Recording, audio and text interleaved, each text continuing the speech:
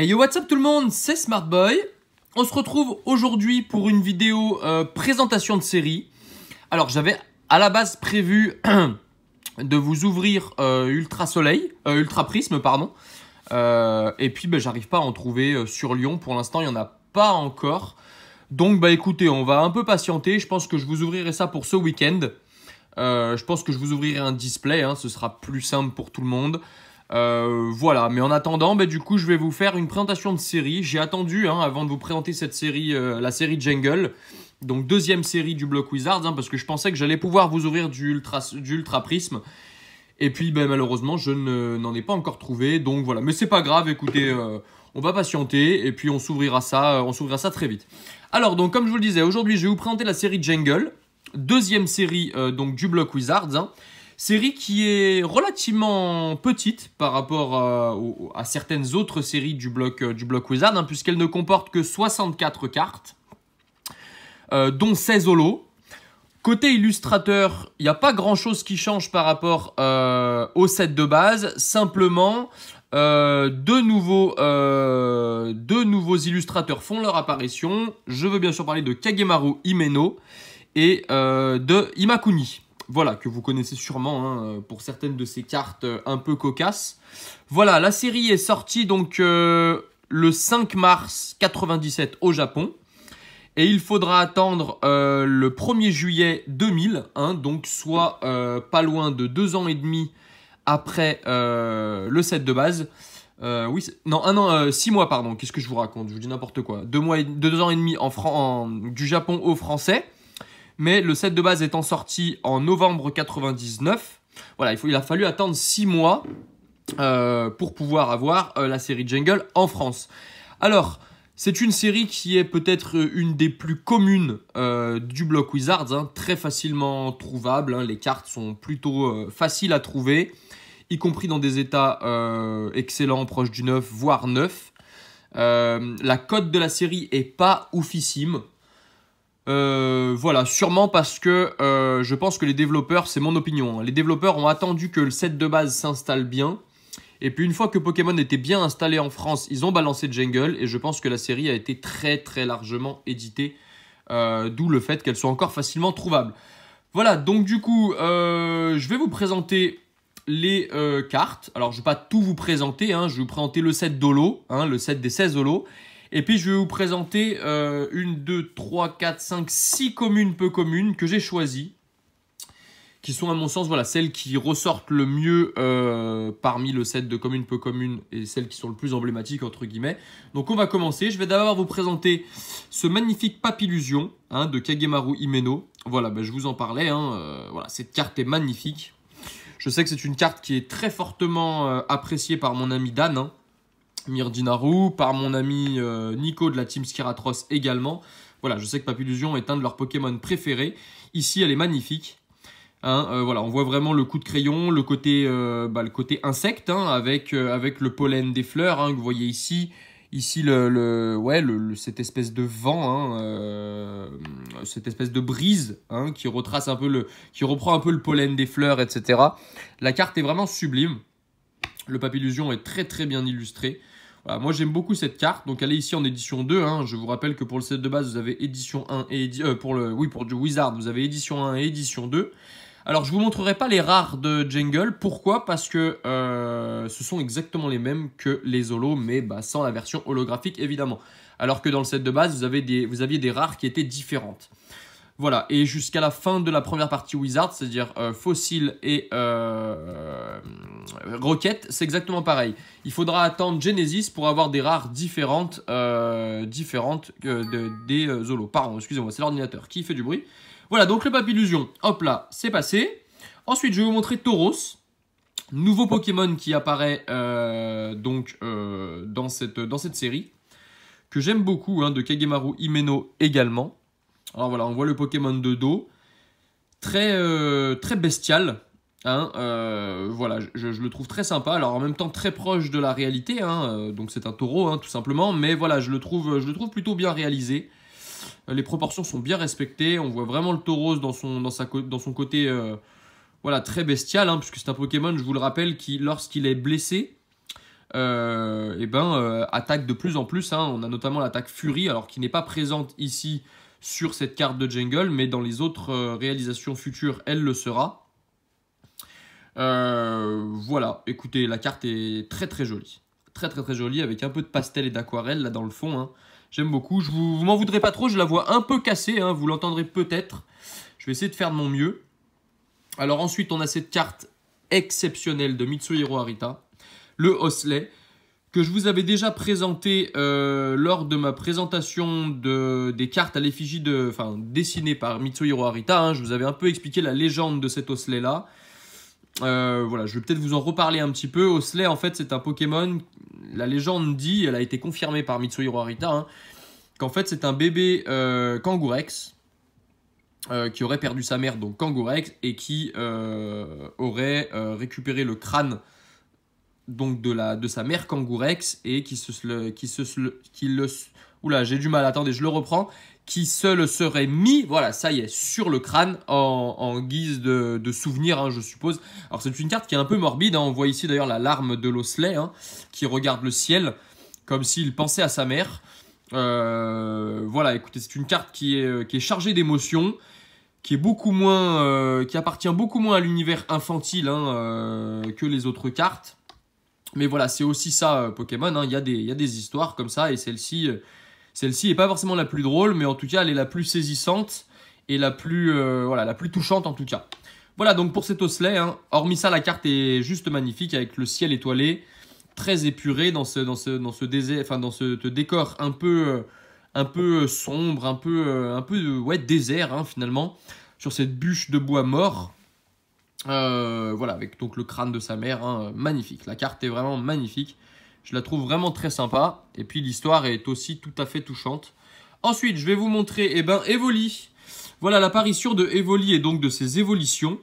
Alors c'est une carte que j'avais quand j'étais gosse. Hein, vous voyez, elle est encore chargée d'histoire entre guillemets, hein, puisque c'est une carte que je jouais quand j'étais gosse.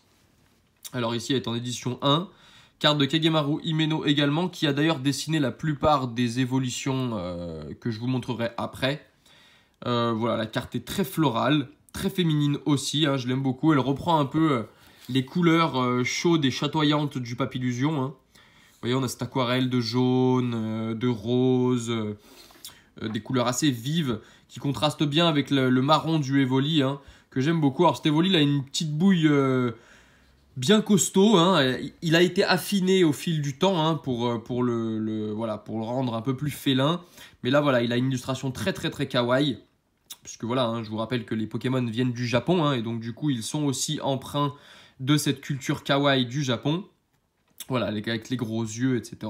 Donc voilà, carte très sympa que j'aime beaucoup. Voilà, ensuite je vais vous montrer ce Miaous, hein, en référence à l'animé bien évidemment. Ce Miaous Avare d'or. Hein, carte de Mitsuhiro Arita, très très simple, très simple, très épuré, mais écoutez, plutôt sympa, et puis qui révèle bien le côté avare, hein, du Miaous pour l'or.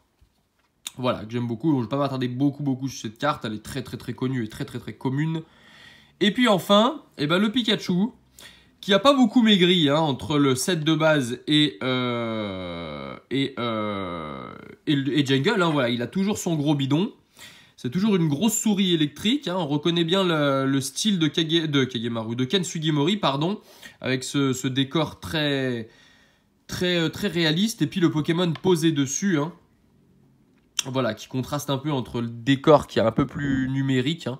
Et pourtant le décor, voilà, vous voyez, il est fait, je pense, il est fait à la peinture, puisque vous voyez, on a des toutes petites touches de pinceau, en fait, hein, qui font l'illustration globale, hein, comme si la verdure, etc., avait vraiment été fait avec des petits coups de pinceau comme ça. Donc ça, c'est pour la carte en elle-même, et puis l'illustration est très commune aussi, hein. Il a pris il est beaucoup plus jaune que pour le set de base, hein, pardon. Voilà, et puis il est toujours aussi fat. C'est vrai qu'ils sont vraiment costauds, les Pikachu du bloc Wizards, hein. Ils ont un peu grossi. D'ailleurs, si je vous dis pas de bêtises, il me semble que c'est les deux seules réalisations du Pikachu dans Wizards. Non, il doit sûrement en avoir pour les E-Series, mais il me semble que pour le bloc Wizard classique, il n'y en a plus. voilà, faudrait que je vérifie, que je vous dise pas de bêtises. Donc ça, c'était pour les communes, peu communes. Ensuite, on va passer au set d'holo. Alors, vous allez voir, il y a des cartes à nu et puis des cartes sous PCA, hein, puisque j'avais déjà envoyé quelques cartes sous PCA. Alors, on va commencer avec le Mélodelphe. Donc, en édition 2, carte de Mitsuhiro Arita. Donc, nouvelle apparition hein, du Pokémon, hein, puisqu'on ne l'avait pas vu dans le set de base. Donc voilà, la carte est très sympa, sur son petit rocher, hein, on voit bien la différence de couleur derrière, hein, dans cet éclat de cet écrin de verdure, avec les pouces ici, hein, que vous voyez. Donc plutôt cool. Le Pokémon est bien rose, bien en chair, hein, c'est un Pokémon qui, ouais, c'est le Pokémon de type fée. Alors bon, à l'époque le type fée n'existait pas, hein, maintenant il existe, hein, mais à l'époque voilà, il était sous le type incolore. Hein. Donc voilà. Ouais, la carte est plutôt cool. Alors, c'est une des cartes en édition 1 qui est la plus difficile à trouver. D'ailleurs, en édition 2 aussi, hein, le Mélodelphe n'est pas si commun que ça. Voilà, donc ici, elle est en édition 2. Je vous rappelle que les boosters en édition 2, donc il y a 3 boosters hein, pour Jungle. Vous avez un sécateur, Pyroli et Gros Doudou.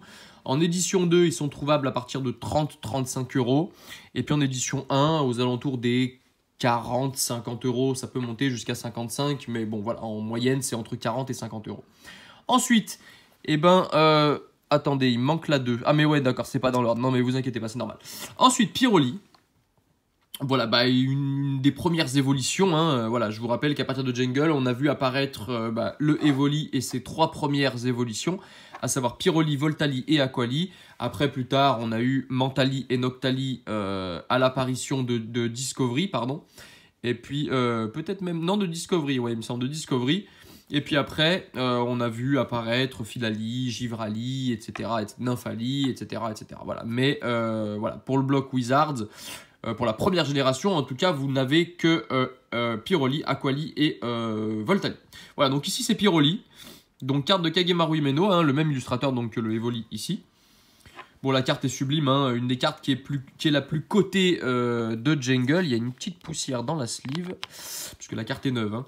Une des cartes qui est le plus cotée de Jungle, tout simplement parce que les évolutions sont fortement appréciées. Hein, avec cette crinière jaunâtre, hein, et puis cette couleur rouge.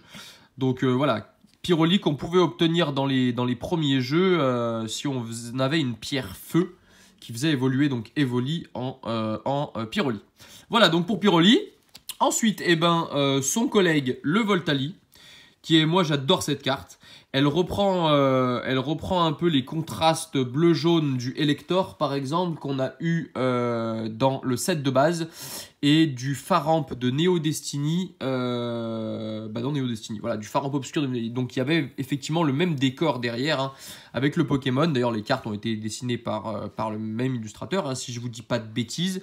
Peut-être que Elector a été dessiné par Arita et non par Kagemaru Himeno, il faudrait que je vérifie. Voilà, mais sinon la carte est magnifique. Alors le Pokémon est... Bon, la patte de devant est pas super bien réussie. Voilà, elle est un peu trop... Enfin, le jeu de perspective est pas très bon. Mais sinon le Pokémon est très cool, hein, très félin, hein, puisque de toute façon les Voltali et Pyroli, enfin les évolutions sont des chats, je suppose, hein, ou en tout cas dans l'idée. Voilà. Ouais, la carte est très cool. La carte est très cool. Le Voltali est très sympa. Puis c'est une des cartes également qui est le plus cotée de Jungle, hein, parce que c'est une évolution et que les évolutions sont très fortement appréciées. Ensuite, on va passer à une carte qui est, elle, un peu plus commune, le Kangourex de Jungle. Alors cette carte était en édition 2, en tout cas en édition 1 c'est encore autre chose, mais en édition 2 est très peu cotée. Pourquoi? Parce qu'elle appartenait à un deck Force Vital, il me semble, hein, si je vous dis pas de bêtises. Il y a eu 2 decks pour Jungle, il y a eu Aqua Jet et Force Vital. Dans Force Vital, vous trouviez donc le Kangourex. Et dans Aqua Jet, il me semble que vous trouviez le Aquali. Voilà, donc du coup, ce sont 2 des cartes en édition 2 qui sont le moins cotées. En édition 1, c'est encore autre chose parce qu'elles appartenaient à la série. Mais en édition 2, voilà, c'est celles qui sont le moins cotées. Pourtant, moi, je le trouve très cool. Hein, donc voilà, je reprends un peu la carte de Hosley. Hein. Voilà, le petit bébé qui est là, ce serait Hosley, en fait, hein, voilà, selon la légende, ce serait le Hosley et qui aurait récupéré le crâne de sa mère. Voilà, c'est un peu la légende, mais qui a été confirmée hein, par Mitsuhiro Arita lui-même. il n'y a pas si longtemps que ça. Voilà, un copain, Idir, l'a rencontré à Milan lors d'une convention il y a quelques mois. Et du coup, il lui a confirmé la théorie.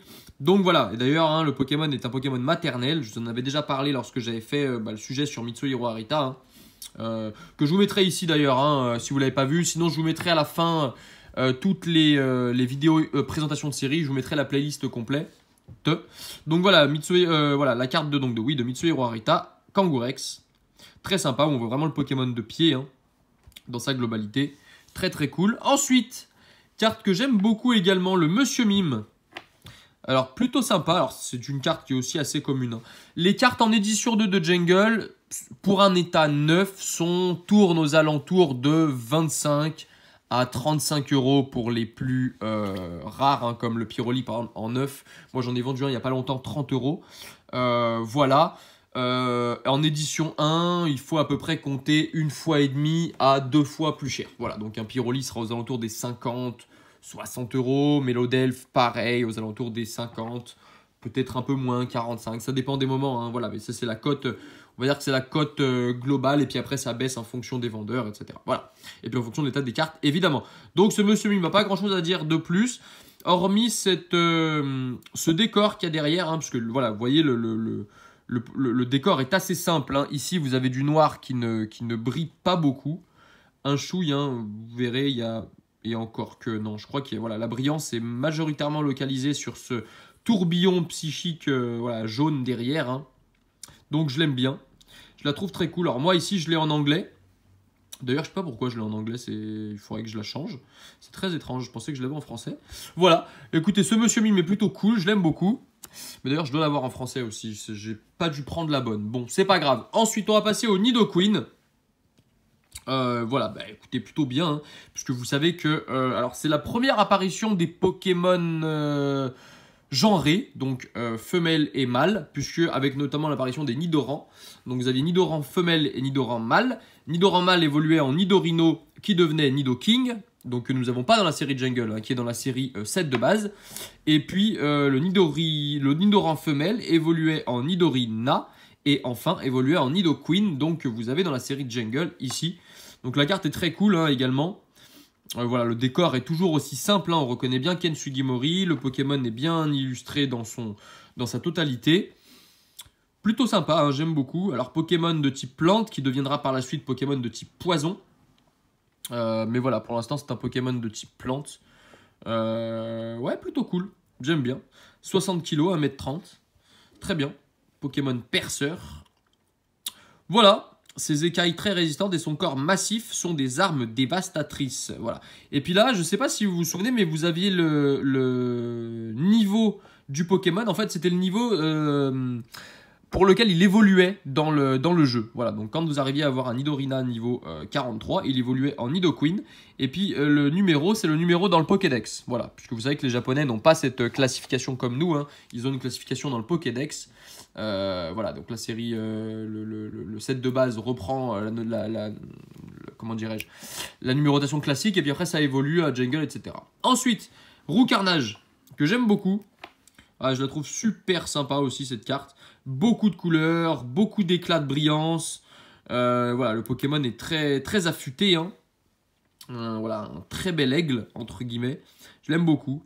Avec beaucoup de couleurs aussi chatoyantes, hein, très sympa. Donc la carte n'est pas neuve, hein, elle est dans un état excellent, proche du neuf. Voilà. Bon, je vous passe un peu vite parce que je vous avais déjà présenté un peu ces cartes hein, quand j'avais fait les sujets sur Sugimori et Arita. Alors celle-ci, Kagemaru Himeno, j'ai dû vous la présenter, je ne sais plus trop quand. D'ailleurs, le prochain sujet, je pense que ce sera sur Kagemaru Himeno. Ensuite, Scarabrut, pareil, de Kagemaru Himeno. Bien sympa, la première apparition du Pokémon hein, dans le TCG. Donc voilà, le numéro 127. Très sympa. Alors, particulier avec cette gueule un peu voilà, en rond, là, hein, mais voilà, Pokémon qui est très, très affûté également. Bien costaud avec cette... bon, c'est un scarabée, hein, concrètement, hein, puisque c'est la conjonction de scarabée et de brut. Hein, vous l'avez remarqué, je ne pense pas vous apprendre quoi que ce soit en vous disant ça. Voilà. Ensuite, on va poursuivre un petit peu avec Ronflex. Le gros Pokémon qu'on réveillait avec la Pokéflûte. Voilà, bah d'ailleurs, je vous ai présenté la Pokéflûte dans le set de base. Lorsque je vous ai fait la vidéo sur le set de base, je vous ai présenté la Pokéflûte. Bah voilà, dans le jeu, vous pouviez réveiller Ronflex avec la Pokéflûte qui vous était donnée par je ne sais plus qui d'ailleurs dans les premières versions. Voilà, c'est un très très gros Pokémon, hein, vous pouvez le voir, 2m1, 460 kg. Une demi-tonne, il fallait le réveiller le man. Hein. Pokémon pionceur, tu m'étonnes. Avec tout ce qu'il bouffe comme baie, à un moment donné, il a besoin de dormir. Alors vous voyez, hein, ça c'est la première représentation de Ronflex. On a eu la dernière représentation de Ronflex qui est celle-ci. Hein. Vous voyez, donc le Pokémon a pris un peu du galon. Alors, il est toujours aussi gros, mais il est devenu un peu plus méchant. Voilà pour Ronflex. Ensuite, eh ben, la dernière évolution, hein, le Aquali. Ouais, carte plutôt très très cool, hein, je l'aime beaucoup. C'est pas celle que je préfère des trois, je la trouve très simple. Donc celle-ci se trouvait dans le deck Aquajet. Hein. C'est pas celle que je préfère.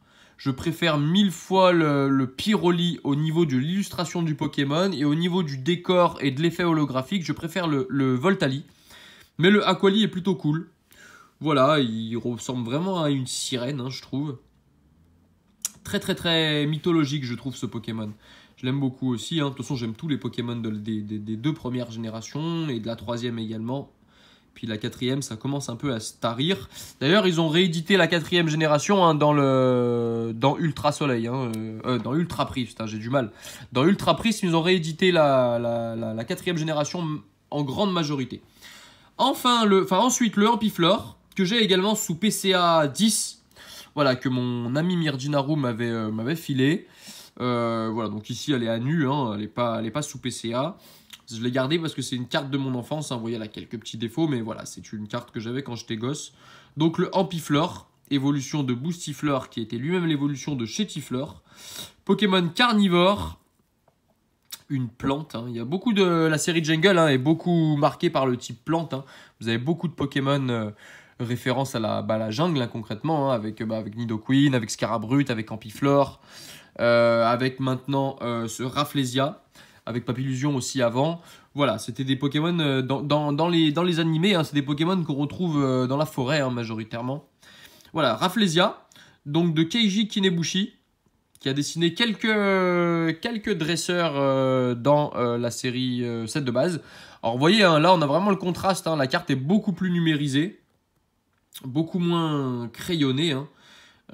Bon voilà, ça a son style. Moi, je suis pas un grand fan, hein. Je préfère vraiment les coups de crayon, de ses collègues. Voilà, le Rafflesia est peut-être une des cartes les moins appréciées du set de base, de Jungle. Alors, petite anecdote sur Rafflesia. Ici, elle prend un F. Dans les illustrations futures de Rafflesia, il a récupéré un F, c'est-à-dire que Rafflesia s'écrit avec deux F. Pourquoi? Parce que Rafflesia fait référence à une plante. La Rafflesia d'ailleurs, hein, et donc du coup, je pense qu'il a dû avoir un problème de droit d'auteur, un peu comme le Alakazam, un peu comme Kadabra et Alakazam du set de base, pardon. Mais là, c'est un peu pareil pour Rafflesia. Voilà, petite anecdote en passant. Enfin, on va terminer par Gros Doudou, que j'ai déjà envoyé chez PCA et qui est revenu avec la note de 9. Alors j'en ai un deuxième, hein, donc qui partira également chez PCA, quand j'en sais rien. D'ailleurs, le prochain envoi PCA, ce sera... je pense mi-février, donc ce sera probablement la semaine prochaine. Il y a pas mal de gens qui m'ont envoyé des cartes, donc voilà, je ferai un gros envoi la semaine prochaine. Il y a aussi Adrien hein, qui avait gagné un concours Gant assertif. Et puis Tyron qui m'a envoyé une de ses cartes aussi à envoyer chez PCA. Voilà pour Gros Doudou, je passe assez vite parce qu'elle est très classique comme illustration. Et puis là on va passer aux dernières. Alors du coup elles sont sous PCA. Donc on a cette Aéromite de Ken Sugimori, qui est plutôt simple, hein, voilà, que j'ai donc en PCA 9,5. Très content de l'avoir, puisque vous savez que je me suis fixé comme objectif d'avoir le Wizard sous PCA. Alors j'ai bientôt terminé Wizard, hein. Vous allez voir dans les semaines à venir, il va y avoir d'autres cartes que j'ai reçues ou qui sont en attente de réception pour venir compléter Wizard. Là il doit plus trop me manquer, enfin il doit me manquer plus grand chose, voilà, donc c'est plutôt bien, j'avance. Donc cette Aéromite, voilà, plutôt cool, hein. Encore une fois une référence à la jungle, hein, avec ce gros papillon qui est voilà le copain de Papillusion. D'ailleurs, il y a une Il y a une petite discussion sur les évolutions, c'est-à-dire sur Chenipan, Chrysacier et Papillusion, et puis sur Mimitos, Aéromite. Voilà, il y a une petite discussion, peut-être même sur Aspico, Coconfort et Dardarnian, mais je vous en reparlerai par la suite.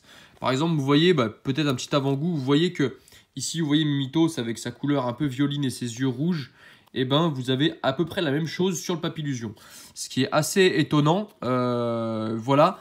Et dans l'esprit, le Chrysacier, reprend un peu cette idée aussi de l'aéromite. Hein. Donc bon, voilà, il y a une théorie là-dessus. Je vous en parlerai peut-être plus tard dans d'autres sujets. Voilà, mais pour l'instant, je ne vais pas trop m'attarder. Ensuite, Electrode. Ouais, voilà, c'est un des rares Pokémon électriques avec le Voltali hein, de la série Jungle. Il y a une grande majorité de Pokémon plantes. Mais voilà, c'est une des rares exceptions. Bon, voilà, plutôt simple. Hein, je vous l'avais déjà présenté lorsque j'avais fait mon sujet sur Mitsuo Harita. Bon, j'aime bien comment il est représenté. Puis j'aime bien cet aspect un peu... ouais, on voit bien le coup de crayon, très manga. Hein, j'aime bien. De toute façon, encore une fois, je vous le redis, hein, je les aime toutes. Je sais que je radote, mais voilà. Du coup, c'est aussi pour ça que je prends mon temps pour les illustrations. Voilà. Et puis la dernière que j'aime énormément, c'est un sécateur. Donc coucou à Raphaël, hein, si tu passes par là d'ailleurs.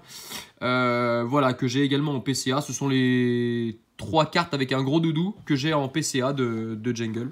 Donc il m'en manque 12 à avoir. Hein. Le boulot n'est pas encore fait. Voilà, je l'aime beaucoup parce que déjà j'aime bien le Pokémon. J'aime beaucoup le Pokémon. Alors la brillance est magnifique. Et puis derrière, voilà. Vous voyez un peu, alors là sous le boîtier PCA ça tarit un peu. Mais vous voyez un peu cette sorte de spirale. Que j'aime beaucoup. Voilà, carte de Ken Sugimori, hein, encore une fois très simple, très crayonné, hein, que j'aime. Ouais, je l'aime vraiment beaucoup, ce gros insecte là, hein, cette grosse menthe religieuse. Très très cool.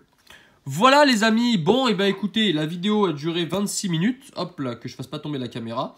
J'espère qu'elle vous aura plu. Hein, voilà, je ferai la même chose avec les autres. Hein, donc là, il y aura très prochainement Fossile qui arrivera, hein, probablement dans 2 semaines, 1 mois, et puis après Rocket, etc., etc. Voilà, j'espère que la vidéo vous aura plu. N'hésitez pas à mettre un petit pouce bleu si la vidéo vous a plu. Je vous mettrai quelques petits liens ici. Hein. Voilà, c'était génial la vidéo que j'ai faite vendredi dernier hein, avec les 2 abonnés. J'espère que vous l'avez vu. Je vous la mettrai ici hein, si vous ne l'avez pas vu. Très très cool, on s'est bien régalé. Et voilà, ce que je peux vous dire, c'est qu'il y aura d'autres vidéos de ce type très très très prochainement. Voilà les copains, allez, je vous embrasse. Abonnez-vous, un petit pouce bleu et on se voit ce week-end pour Ultra Prisme sans faute. Ciao, ciao tout le monde.